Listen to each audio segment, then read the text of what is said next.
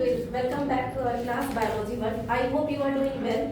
तो चलिए स्टार्ट करते हैं. आज का टॉपिक है स्ट्रक्चर ऑफ स्पर्म, या फिर बोल सकते हैं इसको क्या, शुक्राणु की संरचना. शुक्राणु की संरचना की बात करें तो शुक्राणु का फॉर्मेशन होता कहाँ पे फॉर्मेशन होता है शुक्राणु का?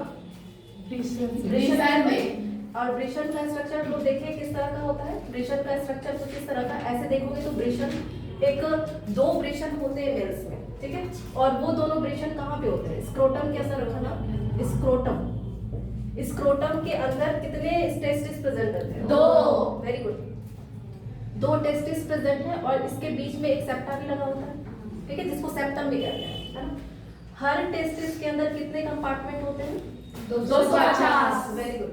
250 कंपार्टमेंट्स प्रेजेंट रहते हैं. और इन 250 कंपार्टमेंट को क्या कहा जाता है? वृषणीय पिंडक. Very good. वृषणीय पिंडक किसको कह रहे थे? हर वृषणीय पिंडक के अंदर ऐसा कुछ स्ट्रक्चर रहता है ना, 1 से 3 नलिका रहती है. इस नलिका को सुक्रजन नलिका. सुक्रजन नलिका के पास भी यहाँ पे कुछ सेल्स पड़ा रहता है. याद है इस सेल्स को क्या कहते हैं? अंतरालिक.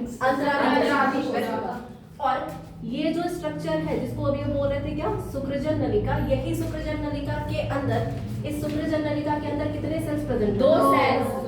कौन कौन सा? सुक्रजन कोशिका और सर्टोली कोशिका. किसका काम होता है यहाँ पे स्पर्म फॉर्मेशन करने का? इन दोनों में से किसका काम? सुक्रजन कोशिका का काम होता है. इसी सुक्रजन कोशिका का काम होगा क्या? स्पर्म का फॉर्मेशन करना. और सर्टोली कोशिका का पोषण करना. अब इसी में से जो एक स्पर्म बनेगा, तो एक स्पर्म का स्ट्रक्चर देखोगे तो कुछ इस तरह का बनेगा, ठीक है. एक स्पर्म में अगर अकॉर्डिंग टू एनसीईआरटी चलोगे तो कितना पार्ट है टोटल? 4. सबसे पहला हेड रीजन, दूसरा नेक रीजन है, तीसरा मिडिल पीस और चौथा को एंड पीस या फिर इसको टेल भी कह सकते हैं, ठीक है. अभी देखोगे सबसे ऊपर से पार्ट आता है, इसमें सबसे ज्यादा इंपॉर्टेंट जो एग्जाम में पूछे जाने वाला क्वेश्चन है. स्पर्म के हेड रीजन में कैप लाइक स्ट्रक्चर रहता है जिसको क्या कहा जाता है? एक्रोसोम. अभी देखना, एक्रोसोम किस चीज का बना होता है? गोल्जी या फिर गोल्जी कार. अभी ये जो तुम्हारा एक्रोसोम है, एक्रोसोम में कुछ पाया जाता है क्या? एंजाइम्स. जैसे नाम क्या क्या है? हाइलोरोनिडेज और एक्रोसिन. अब ये दोनों एंजाइम्स बनाया कौन है? कौन बनाया? लाइसोसोम फॉर्मेशन क्या है इन दोनों एंजाइम्स का? किसमें? एक्रोसोम. इन दोनों का काम क्या है? तो देखोगे ये अब अंडाणु बनाते हैं. फीमेल्स गैमेट जिसका नाम होता है क्या? अंडाणु. और अंडाणु के ऊपर एक हार्ड लेयर रहता है जिसको बोलते हैं क्या?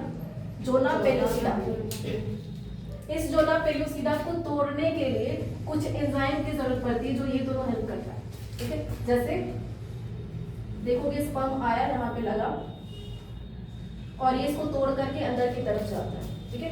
जो इसको तोड़ करके अंदर की तरफ जाएगा उसी से फर्टिलाइजेशन का प्रोसेस हो जाएगा. जैसे जाते तो बोलोगे करोड़ों शुक्राणु रहते हैं जो जाते हैं इसके अंदर. नेक्स्ट है, हर सेल के ऊपर एक मेम्ब्रेन लगा होता है जिसको प्लाज्मा मेम्ब्रेन या सेल मेम्ब्रेन कहते हैं. उसके अंदर क्या प्रेजेंट है? न्यूक्लियस. हर सेल के अंदर रहता है न्यूक्लियस जिसमें क्या है? क्रोमोसोम प्रेजेंट है. अब इसके नेक रीजन में देखोगे तो नेक रीजन में प्रेजेंट होता है क्या? सेंट्रियोल. जो इससे नजदीक होगा, पास होगा, उसको प्रॉक्सिमल सेंट्रियोल कहते हैं. और दूसरा जो इससे दूर होगा उसको क्या बोलोगे? Distal centriole. और मिडिल पोर्शन में बहुत क्वेश्चन पूछा गया है. शुक्राणु के या स्पर्म के मिडिल पोर्शन में क्या पाया जाता है? माइटोकॉन्ड्रिया. और माइटोकॉन्ड्रिया देखोगे यहाँ पे बहुत सारा लगा. माइटोकॉन्ड्रिया का क्या काम है? तो बोलोगे ये पावर हाउस की तरह काम करता है. मतलब ये ऊर्जा बनाएगा. ऊर्जा क्या करेगा? इसको ट्रैवल करने में हेल्प करेगा, है ना. क्योंकि इसका जो टेल है वो क्या करेगा? ट्रैवल करके कहाँ तक जाना? इसको भी ट्रैवल करके फीमेल तक जाना है ना. फीमेल जेनिटल ट्रैक्ट तक जाना. तो ये टेल है और टेल में ये जो लाइन दिख रहा है इसको क्या बोलोगे? एक्सियल फिलामेंट, ठीक है. और कोई प्रॉब्लम है तुम लोग को? Very good.